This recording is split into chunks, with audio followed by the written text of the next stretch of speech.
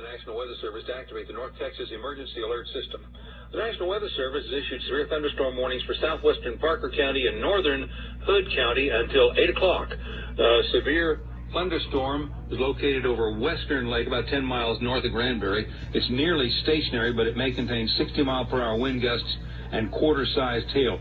Granbury, Oak Trail Shores, Horseshoe Bend, Tin Top, Lake Granbury, all in the warning area and possibly the path of this storm, although it is slow-moving. This also includes sections of Interstate 20 between mile markers 393 and 394. Once again, a severe thunderstorm warning for southwestern Parker and northern Hood counties until 8 o'clock. A severe thunderstorm is located over Western Lake, or about 10 miles north of Granbury. It's nearly stationary, but may contain 60-mile-per-hour wind gusts and quarter-sized hail.